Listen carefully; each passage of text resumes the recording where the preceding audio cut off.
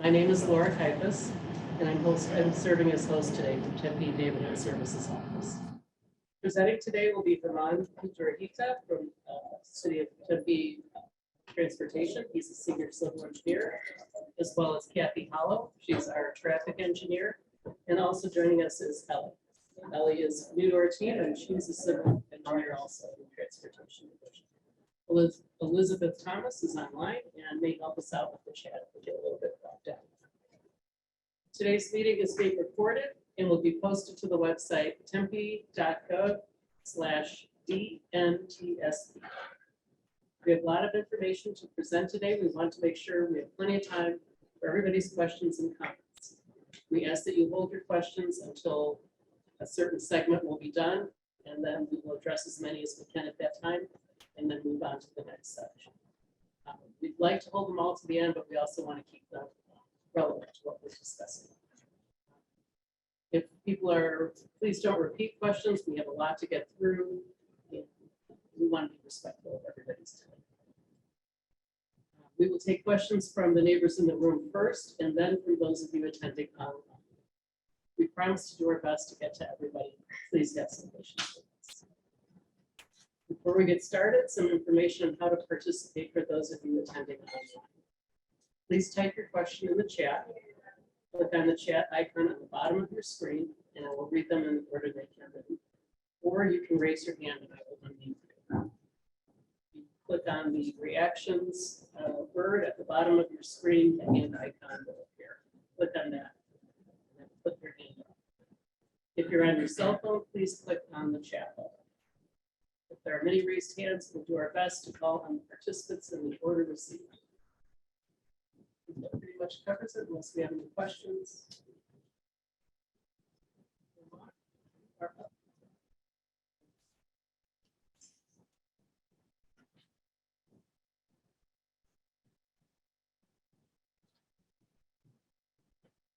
Okay.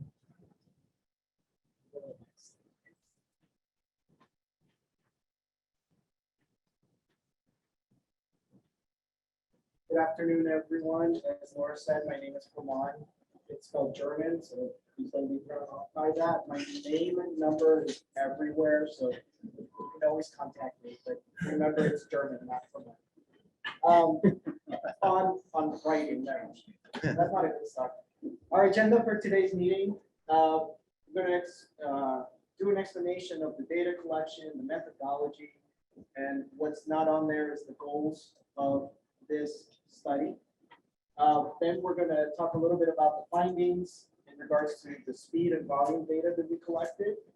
And then we'll kind of hit on each of the devices that we tested and how they performed in relation to the data that we collected. And summary of public input. We'll kind of touch on that and give you an idea of the comments we received via email, phone, and web. And then we'll do an explanation of the three alternatives that are recommended for the neighborhoods to vote on. And last, we'll do the voting rules and procedure about how we're going to move to the next step. And after that, we'll have more time for questions. As Laura said, I'll try to pick people as we're going through some of the slides. Please be patient. I'm going to try to move it along and still get as much of questions as I can.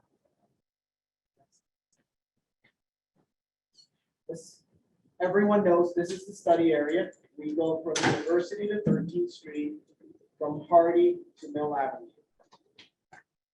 The goal of the original plan was to address cut-through traffic and places where there could be speeding or where speeding was observed. The goal of our study is to test that plan and then provide the findings, the data, and alternatives, again, for the neighbors to vote on. We collected traffic volume data and speed data for the test. On January 25th through 27th, we collected 48 hours of both speeds, and traffic volumes.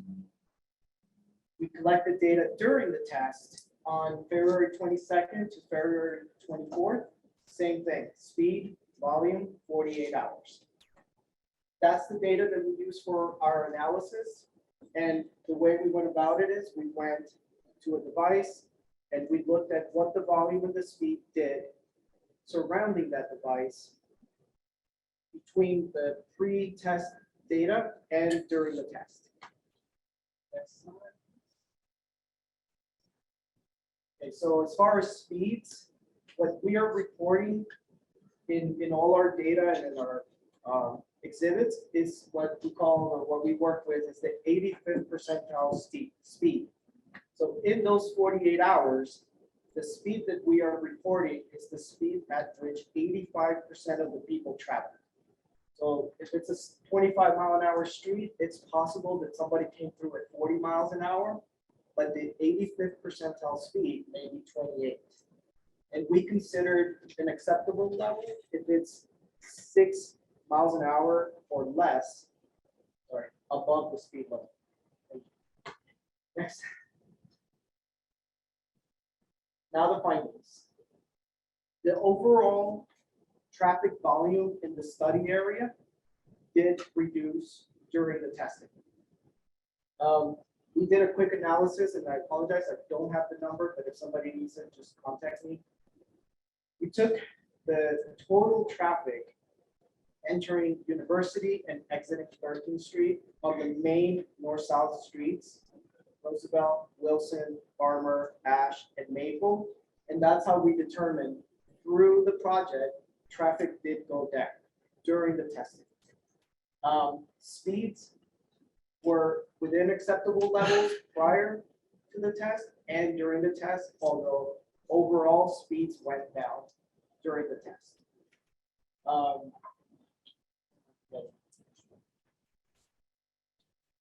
For the overall. You mentioned traffic. What percentage of the traffic went down? Percent of traffic? I want to say between 25 and 30% was the total just to the north-south, but the percentage drops really varied throughout the study area. Some of the streets saw dramatic drops and some saw increases. It's just hard to talk percentages because 100% percentage on one street might be from 100 to 200 cars, or in another street, a 30% drop could be 500 cars.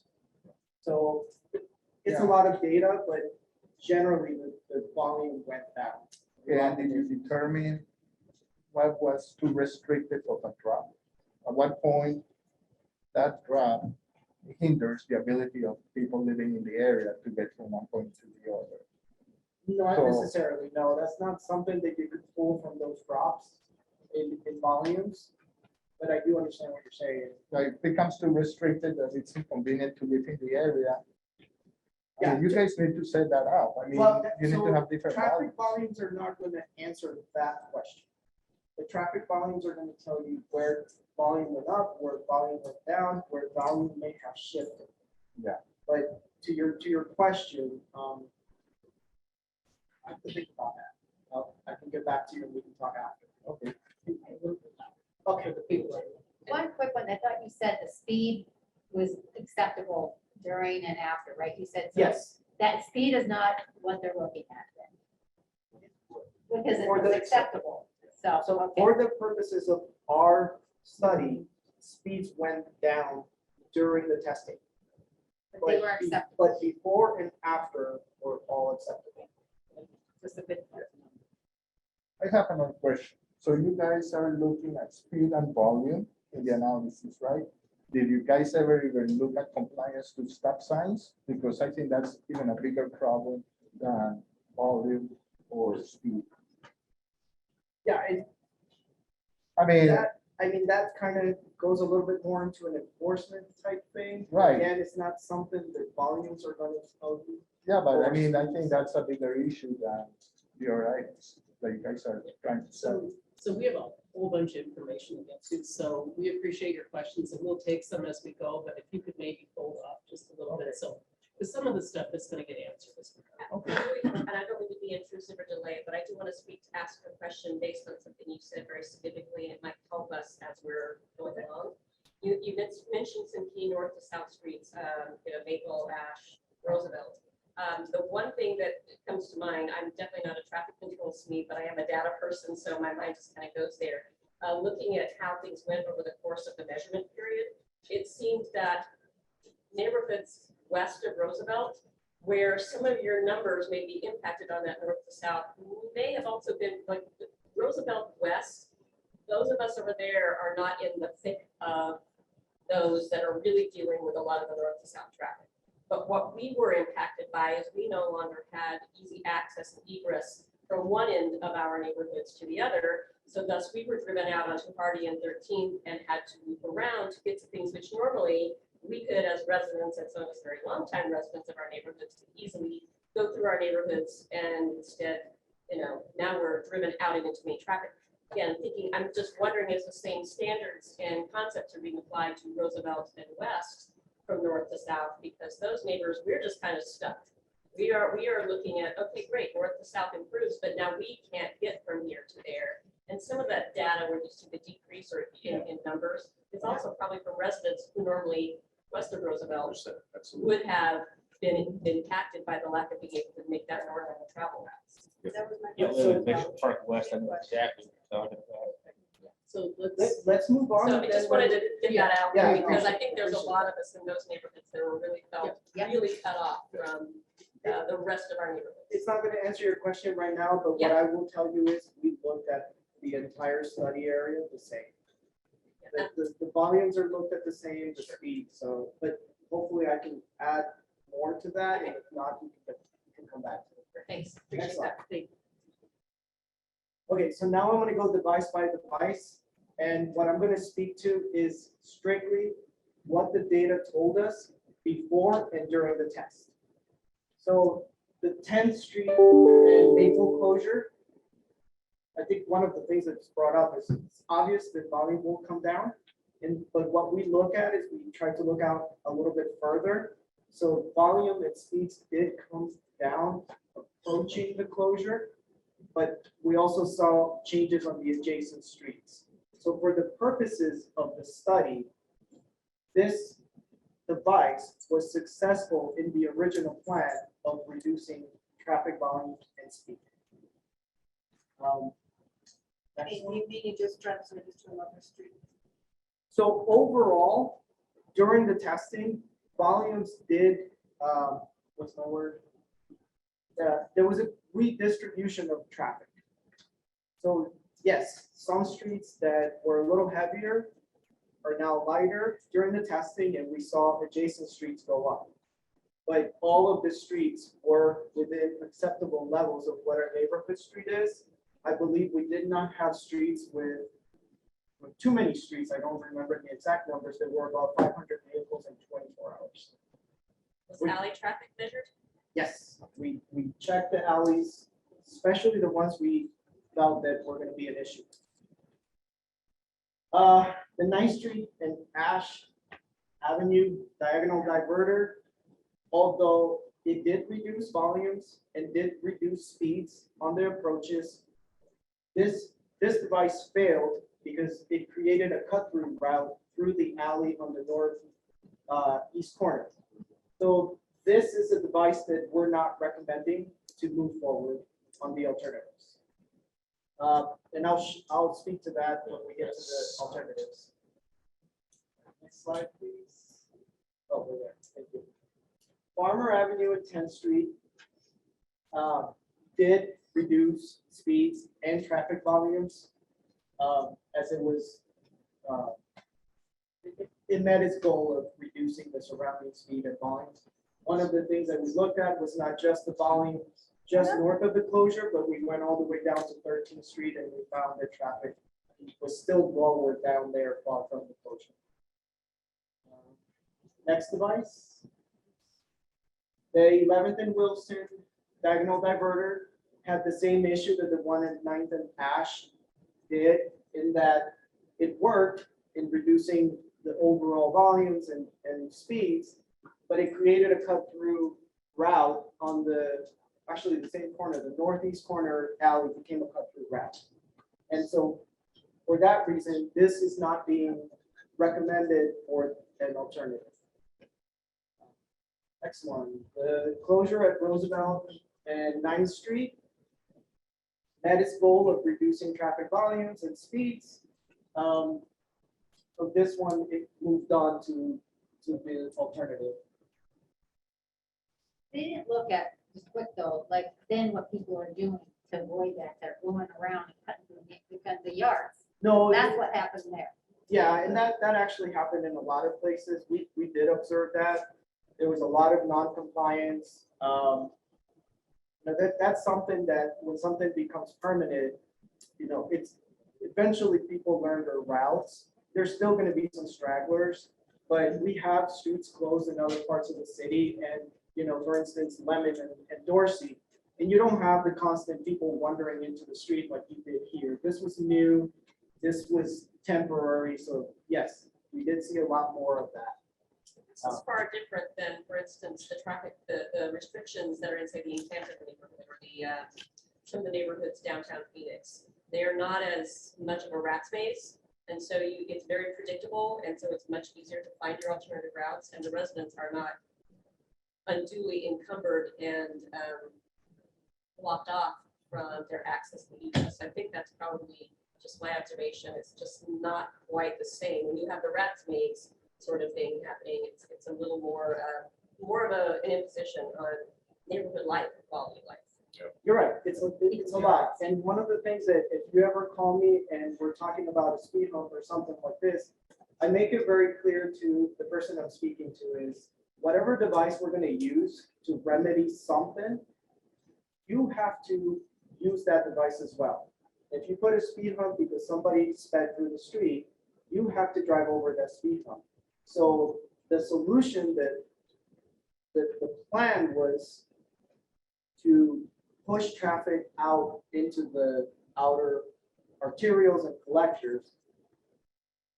While blocking our access. It didn't make it easier for you to move around the neighborhood, but it's also supposed to make it less easy for people to come straight through. Yes. I think it would be helpful if everybody remembers to raise their hand before just, help us get through this process a lot quicker. Thank you. I'll move on to the next one. The 12th Street and Roosevelt Star Diverter. This was inconclusive as far as the data. One direction went up, one direction went down. It didn't fulfill or didn't meet the original goals. It also created confusion. A lot of drivers didn't know how to navigate it. And so this is not being recommended on any alternative moving forward. Mitchell Drive and 10th Street. This closure met its original goal of reducing cut through and speeds of the area. So that one's moving on to an alternative. And then, so we have two more. Howe and Just Street, the diagonal diverter, same thing, volumes were reduced, speeds were reduced. It had some residual effect to the adjacent Roosevelt measures, but in a sense, it met its goals. That's the only area I was talking about earlier. Blind spot. Oh, I got you. Yes, thank you. All right, and the last one was the closure of Mckinney and 9th Street. I believe it's the north side, the volumes went down, and on the south side on 9th Street, the volumes went up, but overall, this met its goal of reducing volume and reducing speeds. So that's the devices. We're going to talk about, or Laura's going to talk about public input, and then I'll come back and talk to you about alternatives. Oh, yes, sir. Is this our opportunity to ask questions on this portion? Sure. Okay. So here's my anecdotal sort of response or my reaction to what happened. Of course, there was all these closures that we've just been talking about, and we did a traffic study with closures, and we got you data on that. you got data before the closures, but I think there was a missed opportunity not to do a data collection after you took the closures down. Because anecdotally, it seemed to be there was a lot of traffic going through the streets. I live on Ash, in Maple Ash. There's a lot of traffic beforehand, and people were really upset about it. At least my neighbors were. The closures really, in effect, really stopped it. After the closures were taken down, it remained pretty well calm, and it's been pretty calm since then. And it would be interesting to do another data study right now to see, well, what does it look like now? Now, this is all obviously anecdotal. I don't have the facility to get data, but I'd just like to see what it is now as compared with before the closures and during the closures. So volumes are changing a lot through the pandemic. Seasonal. We talked about it, but it wasn't something that we did because we needed just enough equilibrium I to understand. be able to pull it, I guess. I understand. I just think there was a missed opportunity to see right after the closures were taken down, Yeah. what the difference might have been. Yeah. Because right now, I don't think we need closures at all because we just don't have a lot of cut through traffic, in my experience. Yes, and that's what I would like to mention too. One of the comments that a lot of people said is that the increase of traffic in that area mostly is caused by the construction on Mill and University. And that construction is done. And ever since then, it's been very quiet. I agree that that should be measured to see what the traffic pattern is at this point, because I think the problem disappeared mostly.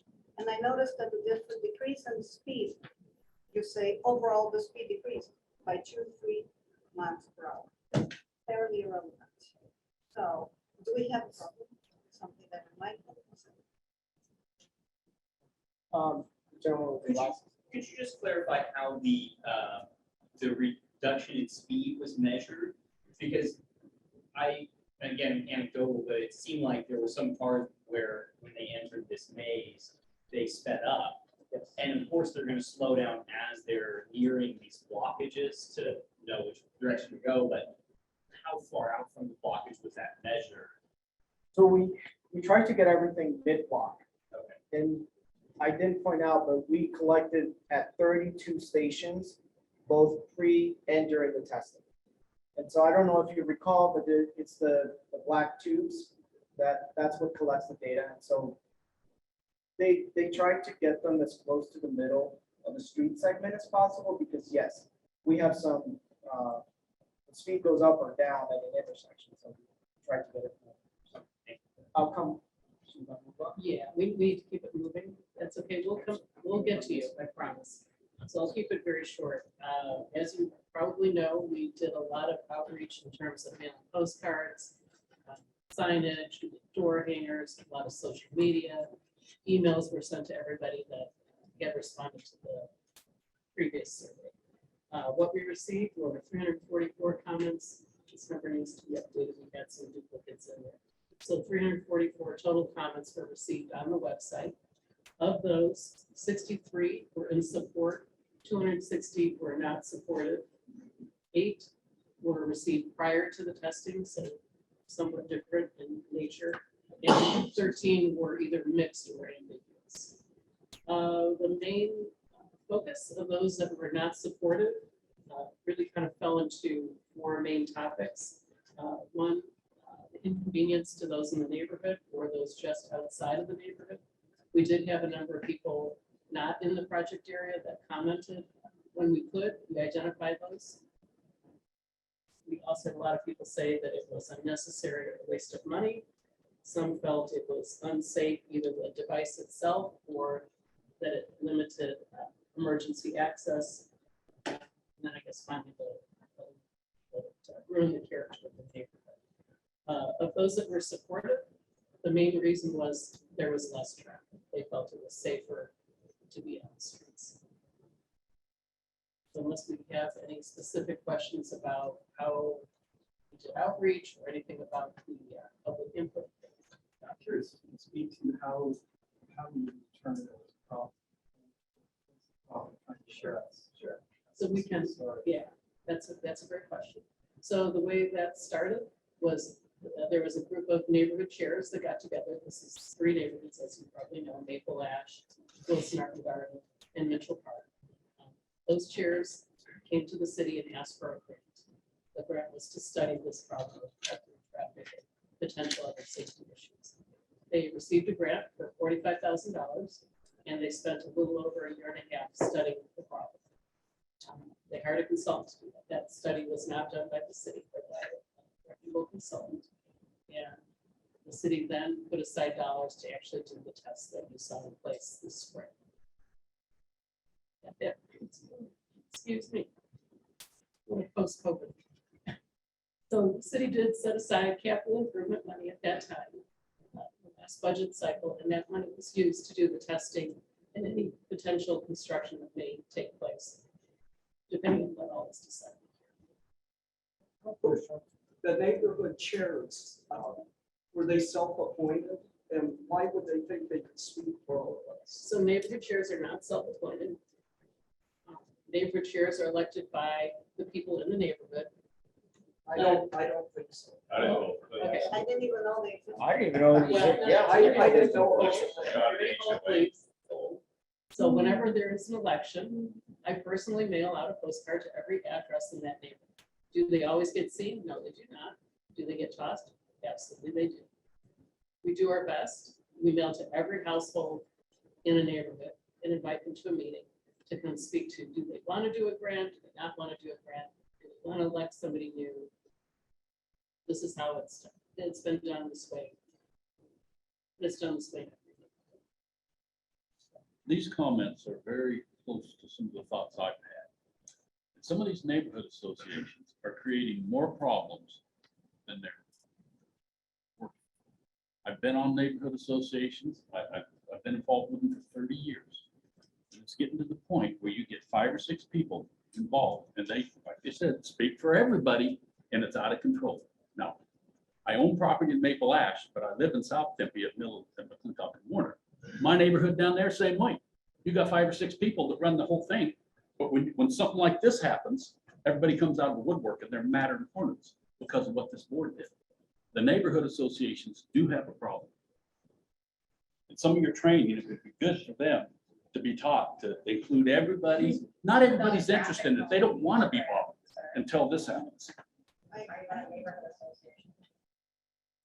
So the problems we're trying to solve is speed, which is self-explanatory, volume, explanatory, safety issues. What safety issues are we trying to solve? So the intent of the study was to make the street more user-friendly for all users, not just cars. To make it safer for those who bike and some of that is perception, and some of that, do we have data saying we had 18 people killed? No, we do not. But we do have many neighbors that have come to us and said they do not feel safe there. Okay, again, that's very general. Yeah. We need to be more specific because I think safety is number 1, right? When you look at those 3, Absolutely. I mean, because speed drives safety and the volume also drives safety. But if we're not really, I think then we need to define what are the problems safety-wise. Because if you address the safety issues, speed will be taken care of and traffic, the volumes, right? So, And the reason where I'm coming from, I'm on a 4-way stop. And on a normal day, I would say 30% of the cars don't even slow down, and these stop signs are really clearly invisible places. So to me, all this traffic and volume personally becomes irrelevant, because when I see cars not slowing down at all, that's it. When the barriers went up, that type of non-compliance went way up. People were frustrated, and then 30% became 80%. So the other thing I'd like to point out is that when we started this study with the neighbors, there was a meeting held at the very beginning. And at that meeting, the main point was to listen to your concerns. And what we heard what the data that we have tells us is you had concerns with safety, pedestrians, the cut through. So those things were asked of you, and we have that information. So there are about 144 people that replied to that survey. It was held in the same room. We went over these, we did some problem solving, we had some dots on maps and this sort of thing. So the way this did start was needs and problem driven. I know we need to circle back. I think Sorry, my I have favorite. like 3 people that I've seen. Bring up the phone. You had a question, and then I know there's 2 people. Yes, I'm sir. gonna pass in the name of Brett. I'm good. Okay. Does I think, first of all, thank you for coming here. I know it's hard to face a lot of angry people. There's a lot of emotions here, and we appreciate what you're doing. I think it's really important that we be very specific about the data points that led us to where we are.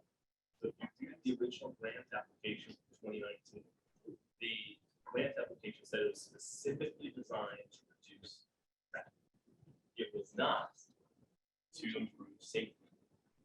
So when we talk about safety and non-compliance, other things that are wrong in the neighborhood that was never considered. It was all about reducing traffic. So when we look at these alternatives, and the alternatives are diverter here, and a thing here, and a thing here, that's all we get. We're living in this box of, it's a Hobson's choice. We either get diverters or we get, or that's it, that's all we get. That's what Hobson's choice is. There's one horse in the stable, and that's the problem. Is that, oh no, you guys are doing the right thing, right? You got an application from the neighborhood association that said, cut my traffic. We then spent $45,000 on a consultant that said, if you want to cut traffic, here's how you do it. And you went and had a meeting. I looked at your PowerPoint, all the stuff in that meeting all had, the only options on the table were only options were these diverters. So we have There was other nothing about- options. Okay. Are streetlights part of that option? Are You know what, we- part of that option? We have to move on. Yes. So the next part is that is there's a He's design. had his hand Hold on. The problem is we have a design issue. You've been led on this 3-year process in which, number one, the answer was predetermined before people even had a chance to get input. And second thing, which to me is unbelievable, is that we drew a line at 13th Street and said that's fine. We have a 5-lane road, University, and a 6-lane road in Broadway, and we just assumed that everybody south of 13th Street was going to be okay with this. We got a 2-lane road at 13th Street, I like the I north part of really the need city. to get him time. It's He's important had to his understand hand why up. we're here. I know, I appreciate it. Yes, sir. Me? Yes. Yeah, name's George Master. I'm on Wilson Street. I'm literally a house away from where the Wilson Street barrier was. First thing I wanted to bring up was there's a lot of houses in that section, and I know you guys did your very best to try to communicate with everybody living within the community via social media, postcards, things standing up on whatever you have in the neighborhoods in the grass. But then I wonder what efforts were made to actually get a hold of 100% of the property owners in there, because this affects the tenants that are living in a lot of those properties as well. And, you know, those barriers could affect, you know, the tenant life in the neighborhood and a whole assortment of other things. Now, from a qualitative standpoint, you know, that's kind of how I am when it comes to analysis. I'm not a big quantitative guy, so the data is all yours, buddy. As of right now, like 5 to 6 p.m., I haven't really seen any difference between the kinds of traffic coming through my street. Same as what I was noticing before the barriers were up. I didn't see really any difference. In fact, the one thing that I did see was an increase in people flooring it out, heading north on Wilson Street after they passed those barriers, whether they were coming from the alleyway just south of my property or using the other alleyway as a shortcut. And I don't know if any of you guys have noticed, but I feel like the Wilson Street barriers were probably the most vandalized of all the barriers I noticed in the neighborhood. And I've got videos of this stuff. Very interesting. Now I go to Tempe Town Lake all the time, so I'm going to kind of use this as an example. The marina where the loading docks are by those apartment buildings, I feel like sees more danger in a single night than any of the streets in our entire neighborhood. You know, we're talking about safety in our neighborhood or reducing traffic, which, I haven't really seen a whole lot of that. But then when I compare the apparent dangers in our neighborhood with the dangers I'm seeing over at Tempe Town Lake, I kind of feel like this is all a waste. Whatever funding you guys are planning on allocating to this, if for whatever reason this thing gets miraculously approved, I think you ought to table it until you get a hold of 100% of the owners in this area and get 2/3 of approval from actual property owners, and then reallocate those funds if for whatever reason you don't get approval to improve its safety over at Tempe Town Lake, which I feel like is more of an emergency right now. So I can address your Yeah. first part. We use the county assessor's list to mail to all property owners Right. on every meeting. So they were mailed to. Now, a lot of them are out of state. Do they care? Some do, some don't. But we use the county assessor's list. And we mail to them. Okay, just real quick on the alleyway, because I notice people walking in the alleyways all the time. What's gonna happen when you get some impatient individual in there? Because the barriers are set up and then somebody ends up getting hit by a car. Somebody's gotta get sued and it's all gonna end up going back to the city of Tempe. So what happens is somebody gets hit in there because they're trying to avoid the barriers by using the alleyway as a cut through. And now all of a sudden you got a big lawsuit on your hands for that. We also have trash companies that go through there. You're looking at a big collision that's just asking to happen during the day with these people using it as cut through if the barriers are set up. So It's two- gonna happen. two things that I want to clear up is where we had traffic cutting through the alleys, we did not recommend those traffic mitigation measures. So we recommend something different in the hybrid plan, but we did not recommend those.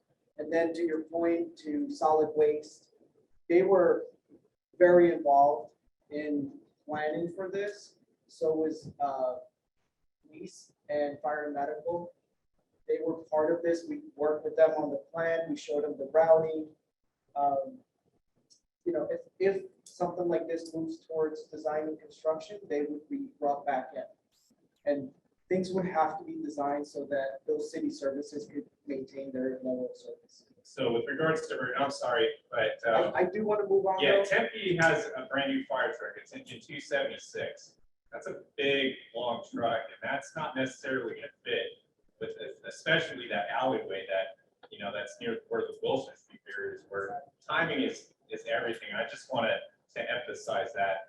You get somebody on the other side of that barrier, Tempe Fire and Medical is gonna be forced to spend an additional 5 minutes just to get to that. And this is life and death we're talking about. So that's all I wanna say. Sorry to take your time. Yeah, we'll move along and then, okay, we're at the alternative. So as I said, the goal of our study was to provide the data and to recommend alternatives for the residents to vote on. So the first alternative is what we're calling the hybrid alternative. And it is most of what we tested, with the exception of the diverter at 9th and Ash, which caused that traffic to go into the alley.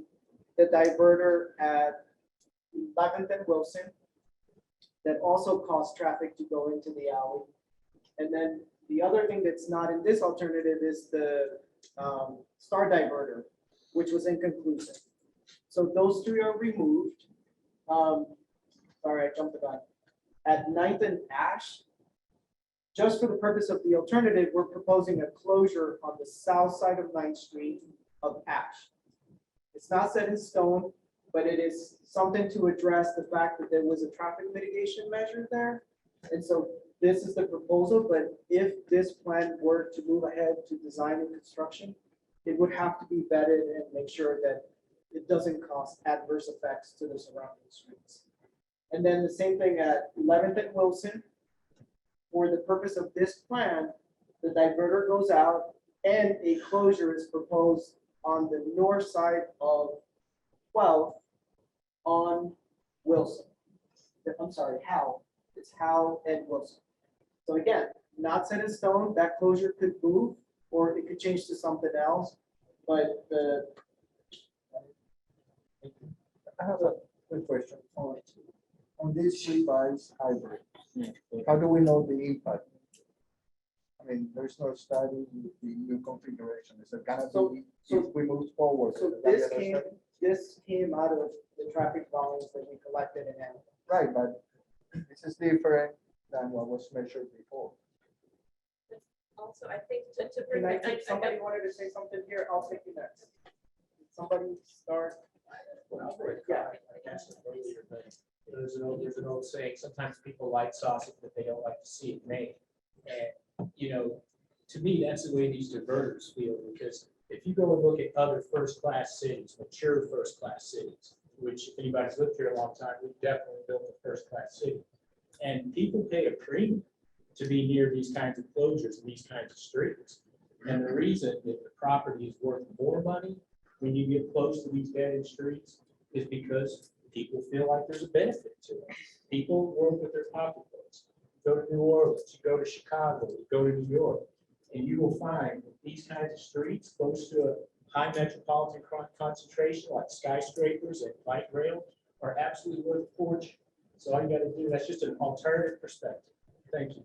And I apologize, I'm not trying to be the only voice in the room or hog everything, folks, but there's just a lot of issues. I do take exception to that simply because that impact, that is for those who are immediately in that area, and we're talking about a broader neighborhood. That's number one. So you're creating, again, impact. The one point I wanted to get back to was some folks here made a really interesting observation that some of these measurements were taken during a time when there was construction, when there was a lot more going on that was driving traffic through the neighborhoods. And for any of us who lived there a long time, we know that anytime there's any large, massive road work, anything that impacts Mill, impacts University, impacts anything around ASU, that we did that driving through the neighborhoods. But since this work has ceased, and I will say even living on the further southwest stretch of it, we have seen an alleviation of that. It's definitely far different than it was. So it's a little bit of a false, maybe not a false data collection, but it's not a broad enough data collection. It was data collection in a bit of a vacuum because you've now not also taken into consideration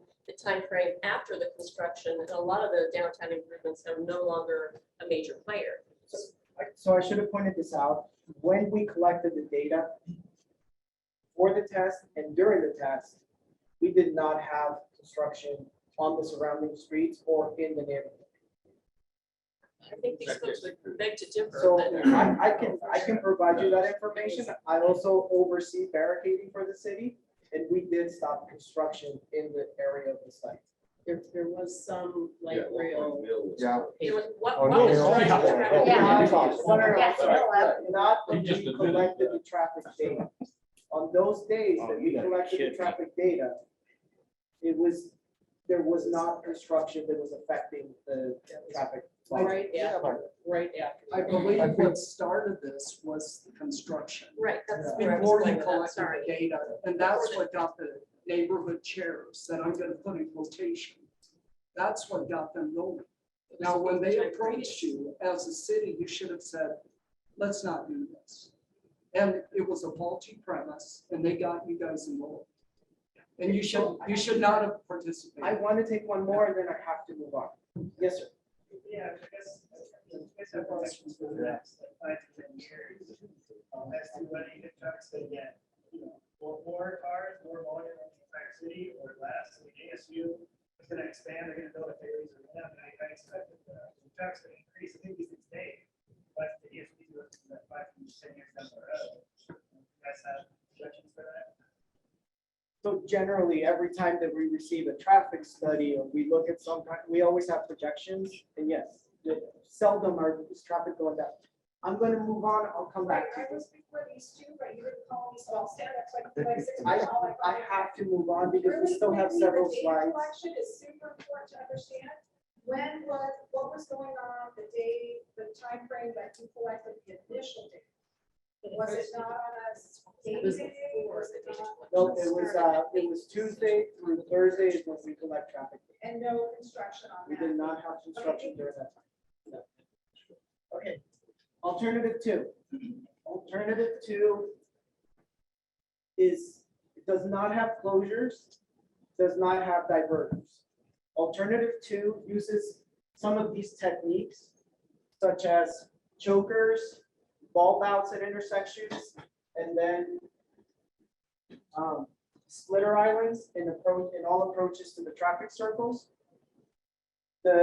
What we're trying to address in alternative 2 is, without restricting any of the existing terms, is we're trying to apply friction so that people traveling through the neighborhood are observing safe speeds, and those that want to use it as cut-through routes are not going to see it as, it's not going to be a straight through open street. And so if you take a look at that one, it does not have any closures. Again, you can make all the turns that you can today, but it does use a lot of these techniques. It shrinks down the intersections. It reduces the crosswalk for pedestrians. And like the chokers, cars are forced to meter through, as opposed to just be able to come by. There one more. Okay, and then we have the last alternative, which is no build. And so we don't have a exhibit for that one. Just a quick question on like when you're doing the narrowing or whatever, choking of it, do they look at, like, if I look at some of our streets, I live on 9th and Roosevelt, and behind us is Wilson, and you got the church there, all that parking and all that, and so then you can barely get through as it is right now, especially because the restaurant that's right there. So when I'm fine with any of that stuff, but are they taking that into consideration of people parking on the street and then Yeah, there's like no access for cars to get by? There is access, Okay. yeah. So as you saw some of those pictures show different designs. And that's something that if alternative 2 moves on to design and construction, all that will be considered. Like the same thing as the gentleman said, we're going to talk to fire. We're going to make sure that those trucks can get through and they're not hindered by the devices. I'll go back and then I'll come back to you. With the 3 options, how will it be determined? Are they going to do this vote or? So that's, I believe, the next line. And so I'll save it for that one.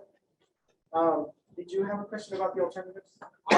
Well, yeah, it's everybody's kind of glossing over the emergency response vehicles. In February, my mom had to be rushed by ambulance to the hospital. Got really, really bad, sickest I've ever seen her get, and they had to take her by ambulance. It and the fire truck had hell getting into the neighborhood and hell getting out of there because of those blockages. They had to go clear back around and go up University and down Mill because they had to take her to Desert Sim because there was no access to get out of the neighborhood. Quicker access to get out of that neighborhood. It's a mess. And that was my big concern. If you're going to do that, would they have like a map for those guys, let them know this is where you come? Fire trucks have hell getting around those roundabouts. So one of the things is like one of the things that would be done for alternative 1, aside from actually being able to design closures and diverters that work and are not done with temporary traffic control devices, is once you get it down and permanent, you can start talking to the Googles, you can start talking to fire medical, and they're going to have those routes, they're set.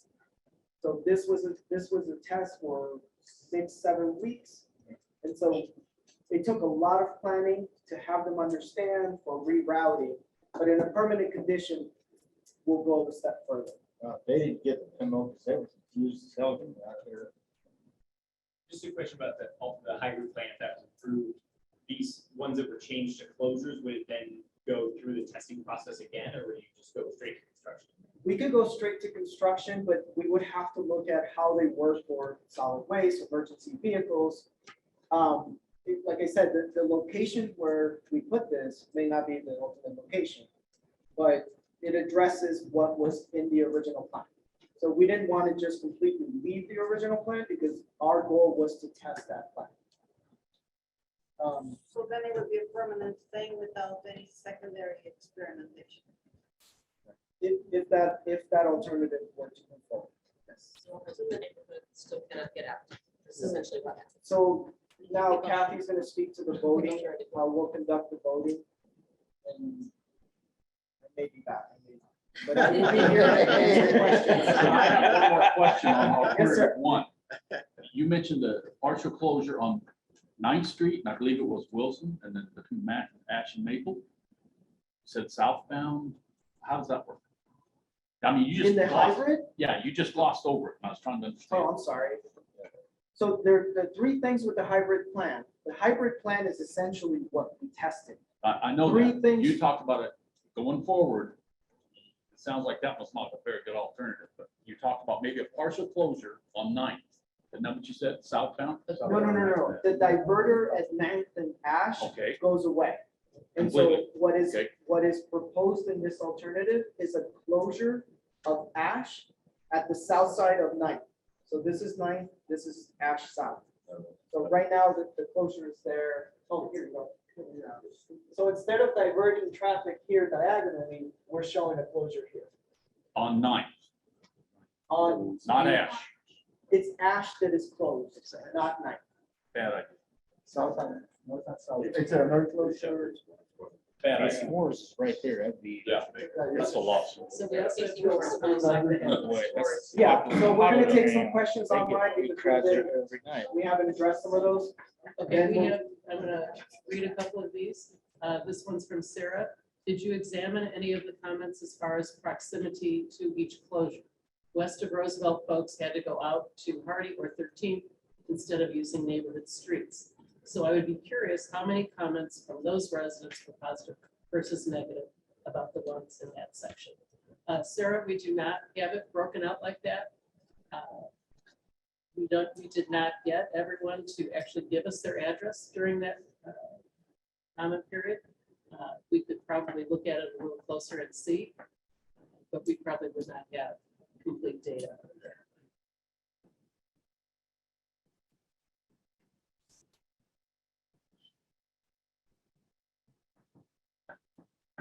There's some people talking about property owners not living in the neighborhood. Here's one from Rachel. Does the no change plan include adding more police, either in hiring or enforcement?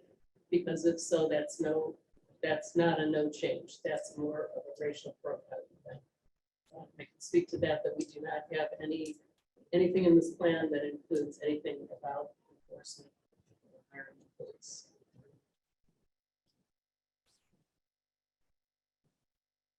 Caitlin says, I still haven't heard any evidence. Is there that there was a true problem to begin with, especially west of Roosevelt?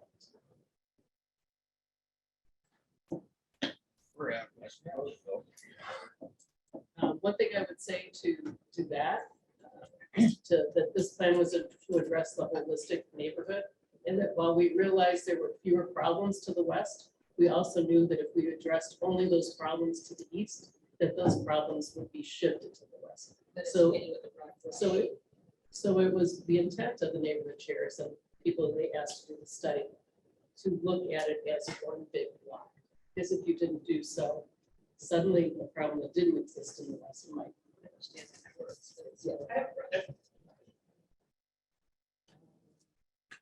This is from Mark. We witnessed an increase in traffic on Ash south of 10th when the testing was in place. People will do anything to avoid driving on Mill while heading north and will bypass the light at 13th by trailing on Ash to lights on 9th and 10th.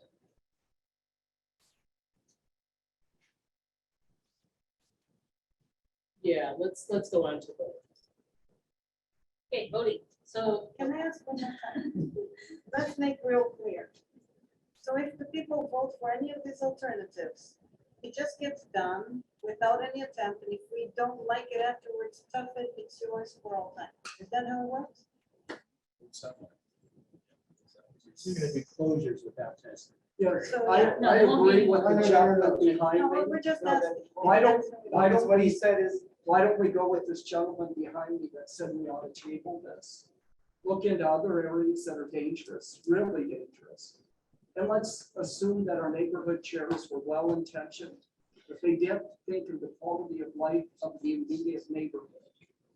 We were all not considered. Our homes weren't considered, and our coming and going wasn't considered. So I suggest we table it, even though you put a lot of work into it, and find out if we have other areas that really need addressed. I agree So with I think that. it's amusing. so you could still. I would not vote- like to You vote can still on your vote on an premise. alternative that doesn't move something. No. But it's hard to say that you do a report and then you just stop. You can't do We that. did not ask for the report. You guys came up with, you brought it to us. We didn't want it, but you want us to vote on it. No, we tested what was done by the neighborhood. But again, what you're suggesting, you can do with your voting. If you No, do why not, should I have to vote on what a few self-appointed chair heads or whatever you call it? Yeah. We're not voting on this. I understand. Vote Yeah, for sure. three, which is no change. let's move along. I'll be happy to answer questions after. Right, vote for three will be no change, and then that. We just have a couple more Unless they do slides, that, we just have a couple more slides. and we can Hope they don't do much questions of it. if you have them. Okay. So we're asking for people to vote. This is the process, this is where we are in the process. And if nothing happens, nothing happens. But right now, we're asking for a vote. There's three alternatives. There's 1 and 2, and then 3, as Herman said, is do nothing. So vote however you feel is best for your neighborhood right now. And we'll see what happens. And the voting, will be, what are we doing? 1 for best? Okay, yeah, there's some questions online also about the voter. So the question we had related to, was it just people who live in the neighborhood? No. Here's who can vote. People who live in the neighborhood, people who own property in the neighborhood, and businesses that are within the project area. Okay, it is 1 man, 1 vote. If you own 7 properties, it's still 1 vote. If you have 7 tenants, all those people over 18 years old are a vote each. That, Was that based on like water bill? we will be doing our best to verify who lives there and who is the property owner. We can check property ownership through the county assessor. We have residential permit parking where renters are registered. So we have that as well. We have water bills. We have a number of things. Okay. Will it be perfect? Probably not. Will it be pretty darn good? Yes. it will. What votes would be excluded basis versus? I mean. Excluded if I got an address that was outside the neighborhood. We would not have that. This hard saying 60%, that's a yes or no. Now we're talking 3 different options, Right. which is So totally has originally, changed the whole originally, dynamics of the what's city's up. plan was to use And the 60%. timeline for that was the next month. Yes, So that timeline is So still, that's what we're talking about. 1 month, we have 2 or 3 options. that's Right, correct. you have 1 month. And originally, we were talking 60%, but when we ended up with 3 alternatives, we had concerns that nothing was going to be. Yeah. So one for a year, we have wanted started to direction, use 1 month to And make a so we're decision. doing the ranked voting with the ranking the alternatives 1, 2, 3. Let's make sure to specify for the people who will be voting that whatever they vote for is permanent It's like, and untested. Because people have to understand that. A lot of people may think that it's another test that they'll walk and then we'll see what happens. Is So there the any way next you guys can phase- verify that? it So will if stay? any of these were to move forward, there would be a design phase. And during that design phase, we would probably go back out and talk to you some more. Would it change substantially? Probably not, but it could be tweaked. For instance, if there was a reason that we couldn't do a closure at a certain street, we would look at different alternatives. But So question this is is a only conceptual- closures are in alternative 1. Correct. And alternative 2 is friction, the narrowing a little bit, improve things for bikes and pedestrians. So they're very different, and people have obviously. a lot of Yeah, different but your opinions. answer was deceitful because you said it can be tweaked, but it's still permanent, and if you vote, that's what you're gonna get, right? So when this is a conceptual design, right? So when you actually go to construction drawings, there's a whole lot more that goes into it. And that is still to take place. This is not designed out. These are conceptual ideas that still have to be brought to that construction drawing. Voting question. Why are you discriminating against property owners by We are giving them not. only 1 vote? Yes, you are. I know 3 or 4 different people that own multiple properties. That's discrimination. And that will not stand up in court. It's discrimination. I know one person that owns 28 properties and he gets 1 vote. I own 6 addresses and I get 1 vote. I have no homes and I get my stuff. Like, you can pick a school. Let the renters vote too, but property owners need to be addressed. Okay, let's let Laura answer the So- question. So the way this was thought of is that the people are street users. Everyone uses the street. that a property owner doesn't use it more than a renter. That we were trying to make this an equitable and fair way to look at this. So it's the street users that we are looking to make the decision. So how are you gonna defend people who feel their property has been devalued by you putting this closure right in their house? And they didn't even get a vote on that property, because they only got one. It's by proxy voting for anyone who's a resident in his property, so. It's a problem. We want to move on to get, and then we have to check online too. Kathy? Oh, quick voting question. This is really important. I don't understand.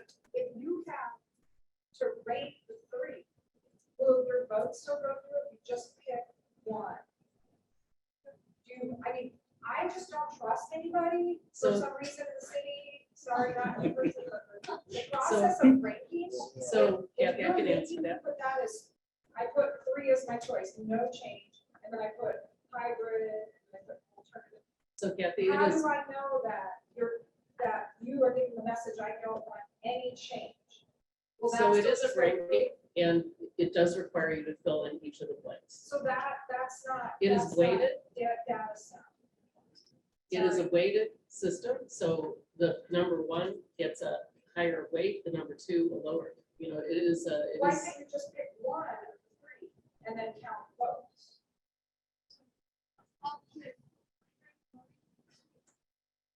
There are three alternatives. You rank them. And more and her team will all the number one votes. What you rank as number one. And then whichever alternative got the least number of votes, that's it. Then she goes back again.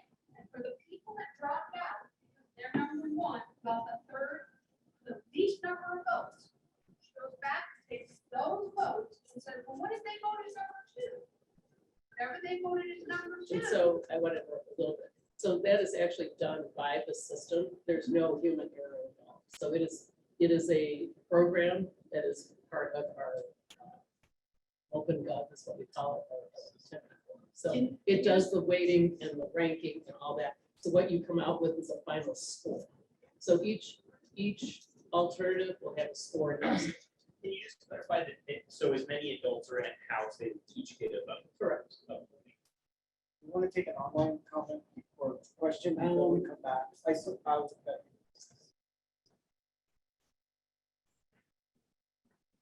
Children identified as adults. 18 years ago. There's a question about how do we vote online? There is a link online. The website is tempe.gov/DNTSP. And there's a link there. It's a very quick and simple survey. You will be required to fill in all the fields. So if you don't provide your address, it will not. So did you say that /D? DNTSP, and I have cards. so- SP or B? D is in dog, N is in neighborhood, T is in transportation, S is in safety, and P is in plan. And we have cards on your way out, you can pick up that has that on there, so. It's yes. Yes, it's behind. I just wanted to, I get the opposite spectrum. I mean, if we do see it says, hey, we have cars cutting through, we have certain speeds, and we know that's unsafe for a child or a senior. What is the role of the public? We have to check the reality. You know, you said it earlier, he doesn't care. He doesn't want this thing process, but we have it says we have cars cutting through, right? How's that right? If you say you have to, well, do that for all this kids. Not for here, just a car. We have it, we know how many cars are going through. Yes. We can still, so if the no build alternative is selected, that doesn't preclude your neighborhood from the other types of neighborhood traffic calming systems that we do have in place. We can still go back and look at those. Yeah. And we'll put you on the list, and yes, we will go through that process. When was the last time the board, but it's selected? I can speak to Wilson Art and Garden, had their election maybe about a month ago. Yeah. Okay, yeah, I've been there for a year and I didn't get, I wasn't, like, I didn't get anything, and I do pay attention because I have, want to be included, so I live on Roosevelt. Do you live in a single family home or an apartment? It's like, it's an attached home to another, home, but it's in the front. So like, I'm actually facing the street and I'm behind. So there is a lot of quirkiness in all three of these neighborhoods, with some of them having addresses with a 1/2 or whatever. So maybe we could check on your address and make sure it's on our list. Yeah, that would be great. 'cause Yeah, addressing is a big issue. It is not easy. well, And I can yeah. also tell you that I had a lot of those threats in the back. Has no such address, and I can look them up on Google and tell you things. Yeah. So the post office isn't perfect. Our door hanger company, also not perfect, but we tried to put enough layers upon layers upon layers, right? So we did social media, we did multiple mailings, we did door hangers, we did signs. Okay, yeah, I And only so- see the sign that you just recently staked in the ground of this Yeah. specific meeting. So just some feedback for you, but I didn't get anything. Second, yeah, so I'm on Roosevelt. I personally, just my like awareness, I noticed more traffic on my street. And, maybe that was because there was actually more volume, but it might have just been like people racing to move around, which I know is causing stuff. So with the barricades, I noticed more traffic on Roosevelt between 9th and 10th. So there was some increase on your street. Yeah. It was not huge. Farmer was a big country street, as you probably all know. So some of that traffic did disperse, I guess I would call it, into the neighborhood. So counts went up slightly. Yeah. But not over the 375, I believe. Okay, I'm just letting you know, like, I want Yeah. my list to be very Sure. so. Absolutely. And we have heard from others in that area. Yeah. You were having maybe in the neighborhood of 50 to 60 cars a day. Yeah. And now you're saying 300-ish. Yeah. And while that is a huge increase to you, Yeah. it's still kind of a neighborhood street level of volume. So Yeah. it's a difficult thing. Yeah, I see more. So you're, you have to look at. Yeah, I understand. I'm just saying from my perspective, my street is definitely get it worse. And my other question is, so I'm actually not on any like utilities or anything, and since there's been an issue getting me, whatever flyers, how do I make sure that I can vote? Because I don't want to. Okay. One of my concerns is going back to EMS. The closure that you guys are talking about on 9th and Ash and 10th and Harbor. If there was a fire, a medical emergency, anything like that, on the south side of the closure, EMS would have to go clear up to 13th Street and back down because there's, the railroad tracks is in the middle, so there's a side of each of those streets where there's no east and west streets. And then if a fire truck had to come down to the closure at 10th, deal with their situation, you'd be limited how many engines you could get in there. And an ambulance would have to back up to turn around to get out to go back to the hospital, as well as the fire. So trucks some of have the to back up. closures, we're hoping to be able to use classical bollards for big time emergency services. So that will, that'll be looked at in design. Fire has asked us to look at that, so. So there's a lot of old houses Right. that if they catch fire, they're done in 5 minutes. So it's really difficult when you're just testing something to use the most elegant solution. And we have to use these big clunky water barriers and things that don't work that well. But like Kathy mentioned, we have other technology that could be employed. You could have, what do you call it, like a clicker that fire trucks are able to put the bollards down. Short answer to your question is vote for option 3. I see, because I have one question is I'm on 9th and Roosevelt, and you guys are contemplating putting a cul-de-sac there, that's what I heard. Yeah. And, okay, so what you got, and even when it was happening, people were turning around and going back the other way, so I got double the traffic. People going there and people going back, and there's a light right there, and my concern too, as someone with a disability, now someone's gonna have to come in a different way and go around. And I already had that with the Uber driver, and they couldn't come and pick me up. And he's just like, I can't find you, I'm sorry. And I know that that's gonna change, but to me, a whole cul-de-sac, and And are you gonna mark it way before so people know it's a cul-de-sac? Because that's what was happening. They come up and right back around into my neighbor's yard and then into our yard. So there's two things. One, yes, as something becomes permanent, Google catches on, Waze, all that, the drivers are gonna know where to go. Because that is the street network.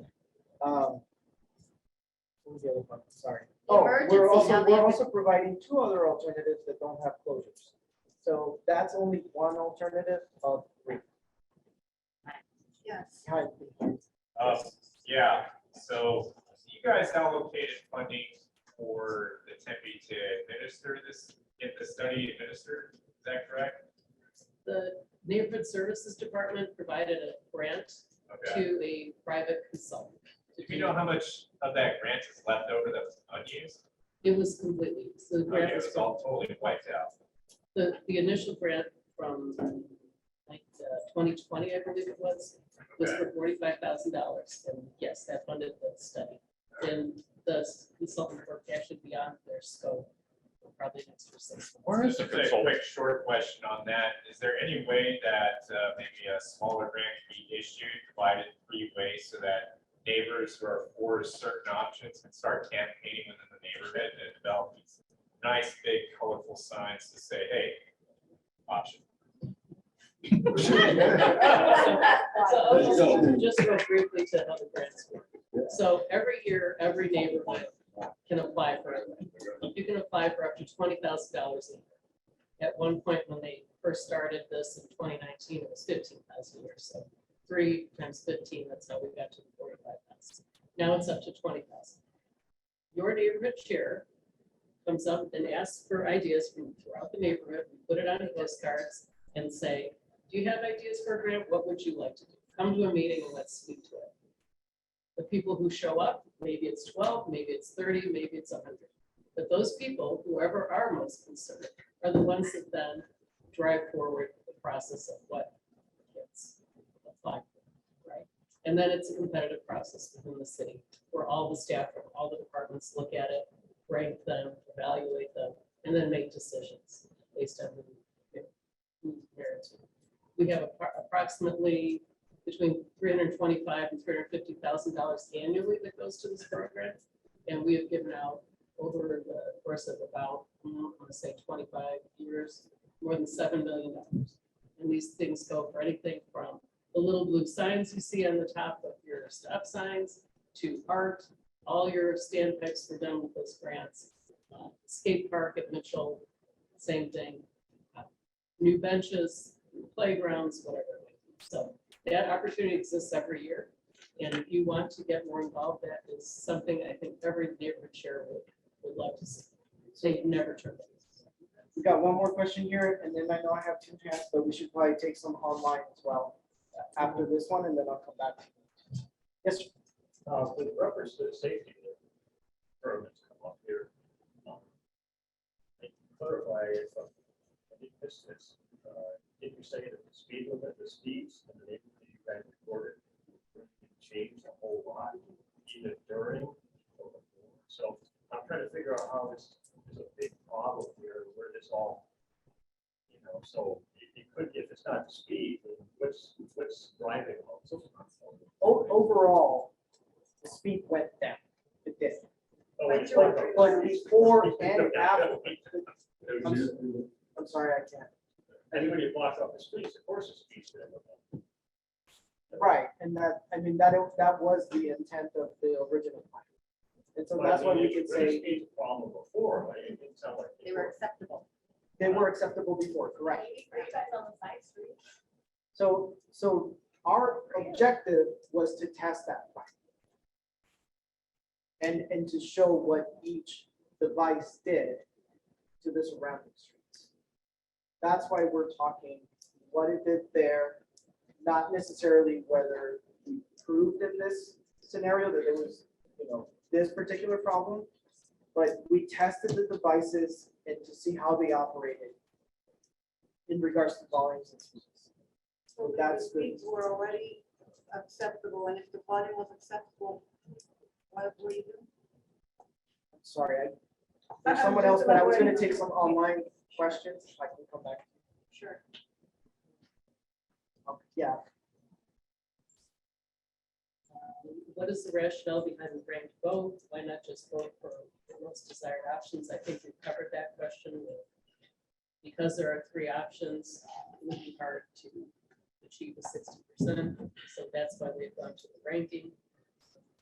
It seems inefficient to get the results the committee wants. So each person eligible to vote should only vote for one. Otherwise, our second and third votes get more weight than our intended vote. I'm not sure. how to answer that. Not sure I understand the question. If you'd like, Amanda, if you'd like me to unmute you, you can ask that question live, as well as anyone that's attending virtually. If you would like to ask a question, please just raise your hand and you can ask it live.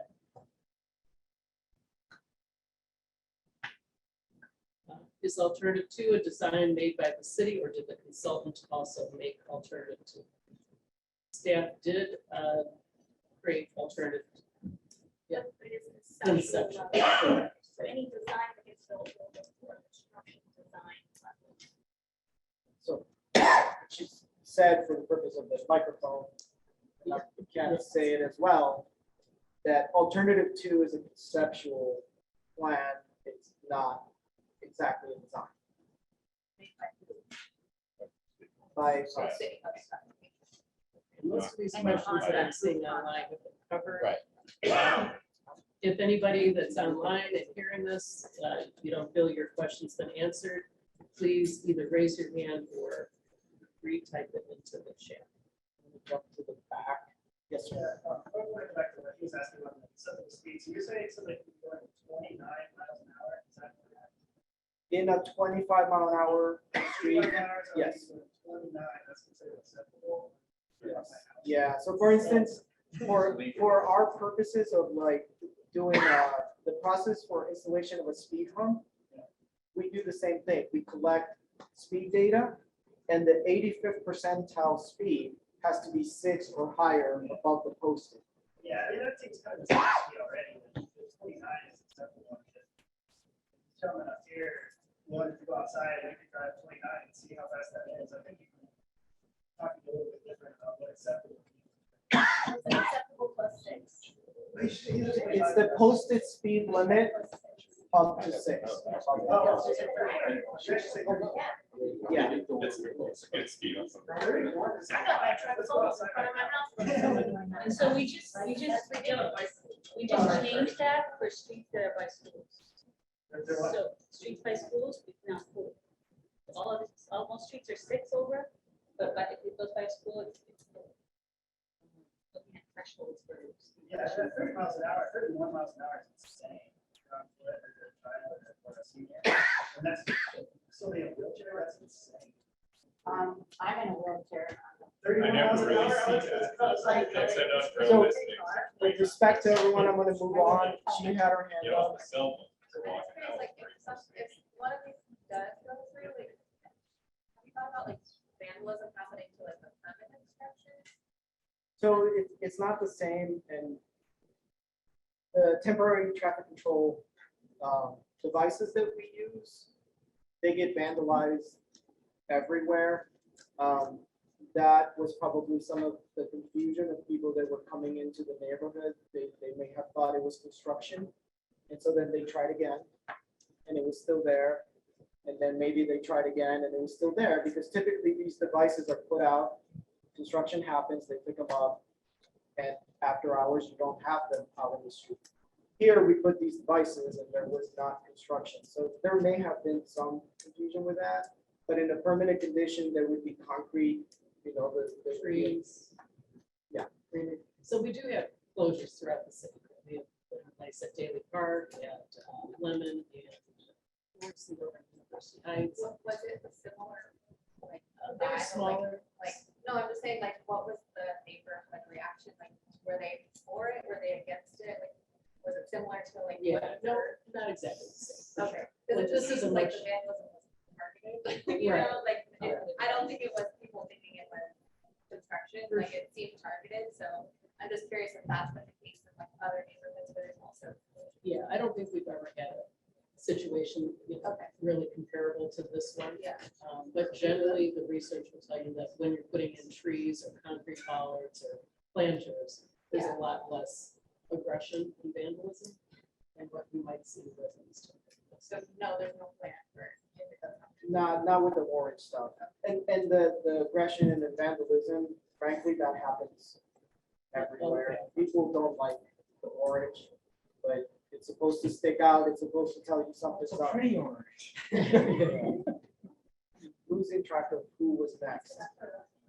Okay. Yes. Just, when you were studying, did you also study 13th Street and the increase in traffic on 13th Street? So yes, we took counts on Hardy and on 13, and frankly, it was interesting to me because 13 did not change. The one thing that did change on 13th Street is, I believe, retest, we did have speeding in one direction. But during the test, the volumes went down by about 100 cars in 24 hours, and the speeds fell to acceptable. Hardy probably. Hardy went up, Yeah. and volume speeds went down. Really? Yes. 13th's been a thoroughfare since the late 70s. Yeah. So, you know, It's always. You had your hand up for a while. Sure. And then I'll come back. So we currently have some traffic mitigation devices. And I'm wondering if, when online, if you can do like interactive maps with the different alternatives to show what the additional, mitigation devices that you're proposing. So we don't, I mean, right now, I can't tell, by looking at that map, which is current and which you're proposing. I got you. So I'm wondering if you can do that just so that people have more information. That's one thing. And then, we've had a lot of discussion here about how democracy works in the city of Tempe with neighborhood meetings and things like that. I'm just wondering if, does the city website have information on the different neighborhood meetings? And when, Yes. okay, so if people have questions about their neighborhood, they can go to the city website, they can find out when the votes are for, the councils, the councils and president of the council, whatever. And, that's the way democracy works. I'm just a democracy nut. So the third thing is that we've heard people advocate for number 3, which is doing nothing at all. I'm against for closures. I'm telling you, that was for me. That was the worst thing that happened with the mitigation devices that were put up temporarily. But I'm in favor of slowing traffic down, and so I'm happy about that. So I'm going to advocate, and I hope people will listen and think about doing number 2, which is mitigation to slow the traffic down, but not have any closures. So that's what I would like. But that's what I like people to vote for. With the closures, it sounds like we're kind of splitting the neighborhood in half. And like Maple, Ash, and Farmer, it's 10th Street or 9th Street. It's cut off from the rest of the neighborhood.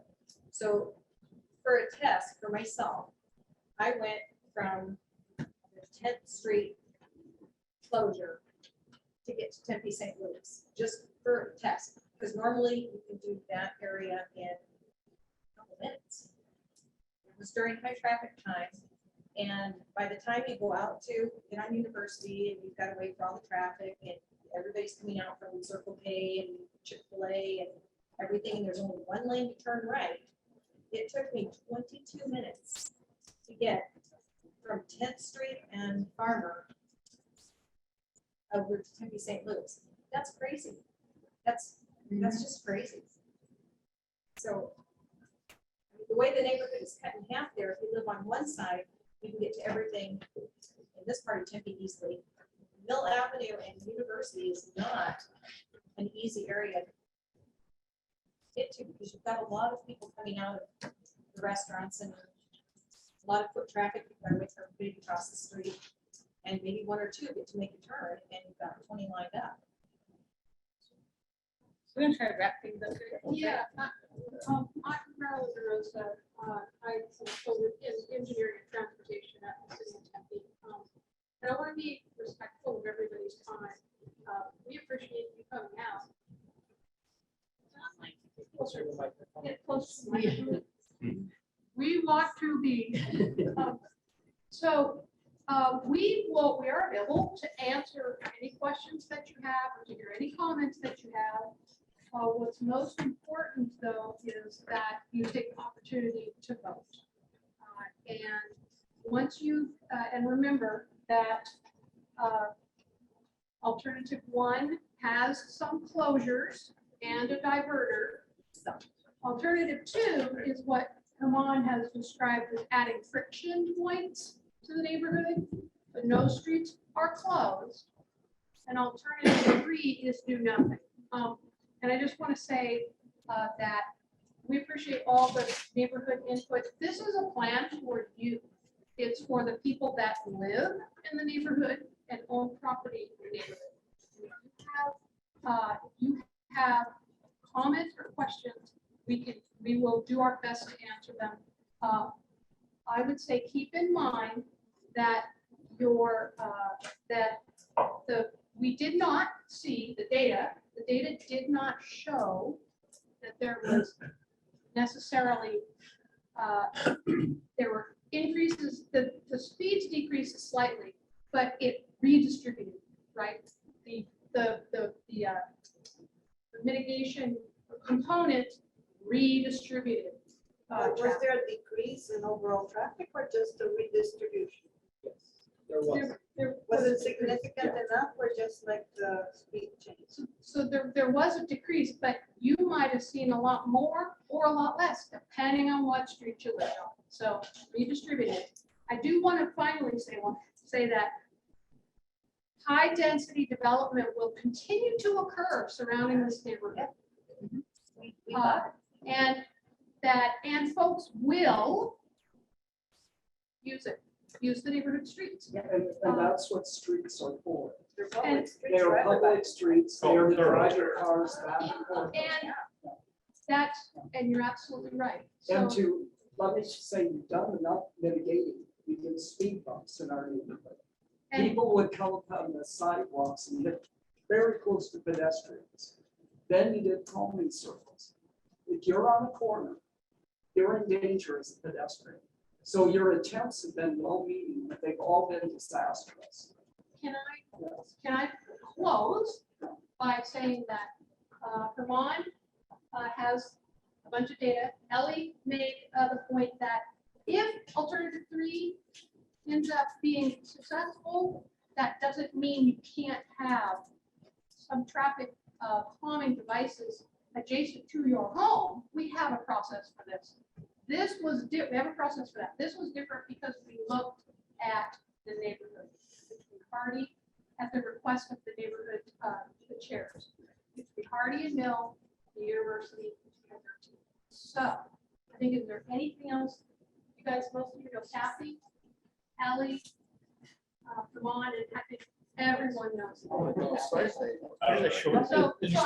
I want to wrap this up, but we'll be here to answer any questions.